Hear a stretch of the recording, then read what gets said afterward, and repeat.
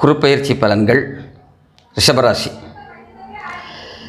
இந்த குருப்பெயர்ச்சி பலனை பொதுமக்களை எல்லாருமே ஆவலோடு எதிர்பார்ப்பாங்க. ஏன்னா குரு பகவானுடைய பலம் அதிகம், அதோடு அவர் பெரும்பாலும் நல்லது தான் செய்வார். இப்போ இந்த காலத்தில் நம்ம என்னெல்லாம் செய்யலாம் அப்படிங்கிறது எதிர்பார்ப்பு எல்லாத்துக்கும் இருக்கும். இப்போ ரிஷபராசியை பொறுத்த வரைக்கும் குரு பகவான் இது வரைக்கும் உங்கள் ராசிக்கு 10ஆம் இடத்துல இருந்தார். 10ஆம் இடத்துல இருந்து நன்மை தந்திருப்பாரான்னா கண்டிப்பாக இருக்காது. உங்களுக்கு சின்ன சின்ன பிரச்சனைகளை தான் உருவாக்கியிருப்பார். அதாவது குரு பகவான் 10ஆம் இடத்துல இருக்கும் என்ன செஞ்சுருப்பார் அப்படின்னா, பொருளாதார இழப்பு தந்திருப்பார். நீங்கள் வருமானம் இவ்வளோ தான் உழைச்சாலும் சரி தான், நல்லா வருமானம் விரதமாக இருக்கும், அடுத்த நொடியில் உங்களுக்கு அப்படியே தேஞ்சிரும்.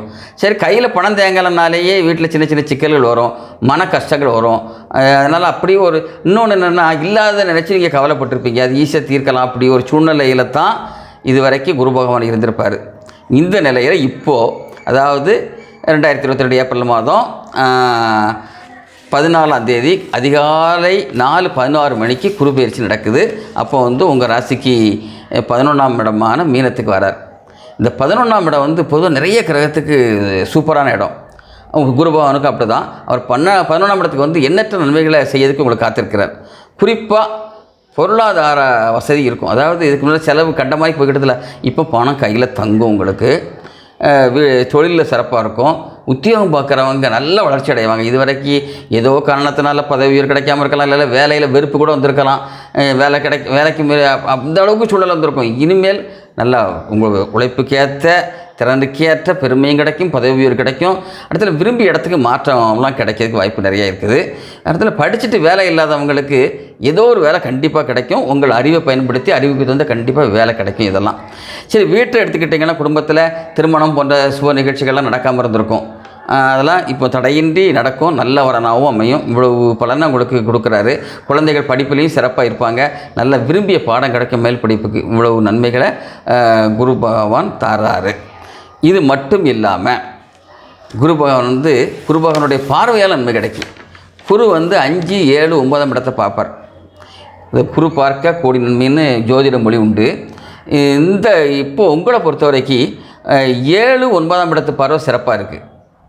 அதாவது அவர் என்னென்ன 5ஆம் இடத்து பார்வை எங்கே விழுது, இந்த 5ஆம் இடத்து பார்வை சுமாரத்தார் கடகத்தில் விழுது. ஆனால் 7ஆம் இடத்து பார்வை கன்னியில் விழுது, அது சிறப்பாக இருக்கும். அடுத்தது இன்னொன்று விருச்சிகத்தில் விழுது, 9ஆம் இடத்து பார்வை. இந்த 3 இடத்து பார்வையால் என்ன கிடைக்குன்னா, வீட்டில் மங்களகரமான சூழ்நிலை உருவாகும். அதாவது வீட்டில் வீடு கட்டுறது போன்ற இதெல்லாம் நடக்கும்.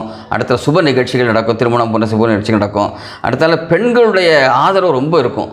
உங்கள் சகோதரிகள், அதாவது உங்களுக்கு சகோதரிகள் இருந்தாங்கன்னா மூத்த சகோதரிகள் மூலமாக நிறைய நன்மைகள் கிடைக்க வாய்ப்பு இருக்குது. உறவினர்களும் நல்லா ஒத்தாசையாக இருப்பாங்க. அடுத்த வீடு மனை வாகனம் எல்லாம் வாங்கிறதுக்கு நல்ல வாய்ப்பு இருக்குது. விவசாயம் பண்ணாங்க, செழிப்பாக இருப்பாங்க. ஏற்கனவே சொன்னபடி உத்தியோகம் எல்லாமே ரொம்ப சிறப்பாக இருக்கும் இந்த காலத்தில் குருவால். அதாவது குரு தான் இருக்கக்கூடிய இடத்தோடு மட்டும் இல்லாமல் தன்னுடைய பார்வையாலையும் நன்மை தாராரு. சரி, இது குருவால் கிடைக்கிறது. மற்ற முக்கியமான கிரகங்களையும் நம்ம பார்த்தோம்னா, சனி பகவான் இப்போ உங்கள் ராசிக்கு எந்த இடத்துல இருக்கிறாரு, அதாவது 9ஆம் இடத்துல இருக்கிறாரு. 9ஆம் இடம் சிறப்பானா ரொம்பவும் மோசமான இடம் கிடையாது, அதுமாதிரி சிறப்பான இடம்னு சொல்ல முடியாது. சின்ன சின்ன பிரச்சனைகளை சனி பகவான் தரத்தான் செய்வார். எப்படின்னா, நீங்கள் உங்கள் முயற்சிக்கு சின்ன சின்ன தடைகளை தரலாம். இந்த தொழிலில் எதிரிகள் தொல்லை இருக்கலாம், உத்தியோகத்தில் கூட இருக்கலாம். ஆனால் அதுமாதிரி சில பேர் வேலையிலையோ அல்லது வீட்டிலையோ ஏதோ பிரத்தியாருக்கு அடிமைப்பட்டு போகிற மாதிரியே ஒரு சூழ்நிலை உருவாகிக்கிட்டே இருக்கும். இதெல்லாம் சனி பகவான் கொடுக்கலாம். ஆனால் இதையெல்லாம் முறியடிச்சு இதெல்லாம் கொடுத்துக்கிட்டு தான் இருப்பார். ஏன்னா சனி பகவான் ஏற்கனவே 9ஆம் இடத்துல இருக்கார். ஆனால் இதெல்லாம் முறியடிக்கக்கூடிய வல்லமையை இனிமேல் குரு தருவார். அது மட்டும் இல்லாமல் குரு பகவான் தருவதோடு மட்டும் இதெல்லாம் ஈஸியாக நீங்கள் எளிய தாண்டி நல்ல வருமானத்தை உருவாக்க மாதிரி இருக்கலாம். அது மட்டும் இல்லாமல் சனி பகவானுடைய பார்வையாலையும் உங்களுக்கு நிறைய நன்மை கிடைக்கும். சனி பகவான் பொதுவாக என்னென்னா 3, 7, 10ஆம் இடத்தை பார்ப்பார். இந்த 3 இடங்களும் ரிஷபராசிக்கு இப்போ ரொம்ப சாதகமாக இருக்குது. எது வரைக்கும் சாதகமாக இருக்கும் அப்படின்னா, அடுத்த குரு பயிற்சியான 29/3/2023 வரைக்கும் உங்களுக்கு சனி பகவானுடைய பார்வை மூலம் ஏகப்பட்ட நன்மை கிடைக்கும். உதாரணமாக சொல்லிட்டிங்கன்னா, தொழிலில் விருத்தி அடைக்கும், குடும்பத்தில் மகிழ்ச்சி இருக்கும், அடுத்தால தொட்டதெல்லாம் பொண்ணாகும், புதிய தொழிலெலாம் தொடங்கலாம். அவ்வளோ தூரத்துக்கு சிறப்பாக அந்த பார்வை மூலமாக உங்களுக்கு ஏகப்பட்ட நன்மைகள் உங்களுக்கு கிடைக்கும். அது மட்டும். அப்புறம் இந்த நீங்கள் என்ன செய்யணும்னா, இந்த சனியினுடைய வக்கர காலத்தில் கூட நன்மை கிடைக்கிருக்குது. குரு பகவானுடைய வக்கர காலத்தில் மட்டும் நீங்கள் கொஞ்சம் புதிய தொழில் தொடங்காமல் இருந்தப்போ என்றைக்குன்னா 20/6/2022 16/11/2022 வரைக்கும் குரு வக்கர அடை தான். அந்த காலத்தில் மட்டும் நீங்கள் புதிய தொழில் தொடங்காமல் இருந்து மற்ற காலத்தில் நீங்கள் நடத்துனீங்கன்னா ரொம்ப சிறப்பாக இருக்கும். இது குரு மற்றும் சனிக்கு சொல்லிட்டேன். ராகு கேதுங்க இப்போ அதனுடைய நிலையும் பார்க்கணும். அது 2 நிழல் கிரகங்கள், 2 எதிர் திசைகளை சுத்தம்.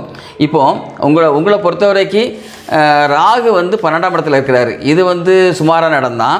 அதை என்ன இருக்குன்னா, வெளியூர் பயணம் வரும், அந்த எதிரிகள் தொல்லைகள்லாம் ஏற்கனவே கொடுத்த மாதிரி இவரும் கொஞ்சம் கொஞ்சம் கொடுப்பாரு. ஆனால் இதனால் பெரிய பாதிப்பு வர்றதுக்கு வாய்ப்பு இல்லை. ஏன்னா எதுக்குன்னா, ராகு 7ஆம் இடத்து பின்னோக்கி பார்வையில் நன்மை தருவார். ராகு 12ஆம் இடத்துல இருந்து சுமாரான பலனை கொடுத்தா கூட 7ஆம் இடத்து பின்னோக்கிய பார்வையால் உங்களுக்கு எடுத்த காரியத்தில் வெற்றி தருவார். காரிய அனுகூலம் கிடைக்கும், நினச்ச இதெல்லாம் செய்யலாம், அந்த பண வரவு கிடைக்கும், இது மூலமாக கிடைக்கும். இது ராகுவால். அப்புறம் கேது எடுத்துக்கிட்டிங்கன்னா உங்கள் ராசிக்கு 6ஆம் இடத்துல இருக்கிறார். இது சிறப்பான இடம். கேதுவால் என்ன கிடைக்கும்னா, உங்களுடைய திறமை பளிச்சுன்னு தெரியும். இது வரைக்கும் உங்களை ஒடுக்கப்பட்டவங்களுக்கெல்லாம் நல்ல பவர் கிடைக்கும். அதுமாதிரி குடும்பத்தில் ரொம்ப சந்தோஷமாக இருப்பீங்க. நகை ஆபரணங்கள் புத்தாடைகள்லாம் வாங்கலாம். சில பேர் ஆடம்பர பொருட்கள் நெடுநாளமாக நினச்சிருப்பாங்க, அது வாங்கலாம் இது வாங்கலாம், கிடைக்காமல் இருந்திருக்கலாம். அதுக்கு இப்போ வாங்கிறதுக்கு வாய்ப்பு இருக்குது. அடுத்த தொழிலில் எதிரிகளில் நீங்கள் அப்படி சின்னபனமாக்கக்கூடிய அளவுக்கு உங்கள் பவர் இருக்கும். அதனால் எதிரிகள்லாம் கூட சரணடையக்கூடிய சூழ்நிலையும் உருவாகும். இது கேதுனுடைய இருப்பிடத்தால் உடைய பலன். அது மட்டும் இல்லாமல் கேதுனுடைய 4ஆம் இடத்து பின்னோக்கிய பார்வை உங்கள் ராசிக்கு 3ஆம் இடத்தை விழுது. இதனால் என்ன கிடைக்கும்னா, உங்களுக்கு தெய்வ அருள் கிடைக்கும். அதாவது நீங்கள் மன கஷ்டத்தில் இருக்கீங்க, ஏதோ ஒரு பிரச்சனையில் இருக்கீங்க, உடனே கடவுள்கிட்ட போய் முறையிட்டீங்கன்னா உங்களுக்கு சக்ஸஸாக முடியும். அதே இறை வழிபாட்டுக்கு நல்ல பலன் கிடைக்கும். அது மாதிரி புண்ணிய ஸ்தலங்களுக்கு சென்று வர வாய்ப்பு கிடைக்கும்.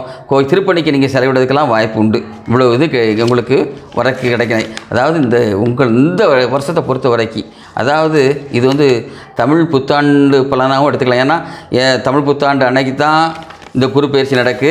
அடுத்த குரு பயிற்சி 2023 ஏப்ரல் 22ஆம் தேதி நடக்கு. அது வரைக்கும் ஓஹோன்னு நல்ல பலன்கள் நடக்க வாய்ப்பு இருக்குது. ஏன்னா குரு தான் இருக்கக்கூடிய இடத்துல இருந்தும் பலன் தராரு, பார்வையாளரும் தராரு.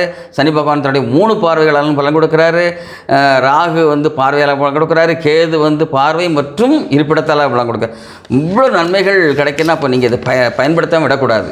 இதை நீங்கள் பயன்படுத்தி நல்ல முன்னேறலாம். ஏற்கனவே நீங்கள் உங்கள் ரிஷபராசியை பொறுத்த வரைக்கும் எந்த காரியம் தொட்டாலும் அது முடிக்காமல் விட மாட்டீங்க. அதனால் இந்த காலத்தை பயன்படுத்தி நல்ல சிறப்பாக முன்னேறுங்க. பரிகாரம் எடுத்துக்கிட்டிங்கன்னா, நீங்கள் பொதுவாகவே இறை வழிபாடு நல்லது, இறை வழிபாடு நடத்திங்கன்னா நல்லது. அதுமாதிரி சனி பகவானுக்கு நல்லெண்ணெய் தீபம் ஏற்றி வழிபடுங்க, காக்கைக்கு அன்னம் போடுங்க, இதை ஊனமுற்றவங்களும் உதவி பண்ணுங்க. இதெல்லாம் எதுக்குன்னா, சின்ன சின்ன தடங்கள் கூட வராது. முன்னேற்றத்துக்கு நிறைய வழிகள் கிடைக்கிறதுக்கு இறைவன் அருள் புரிவார். நன்றி, வணக்கம்.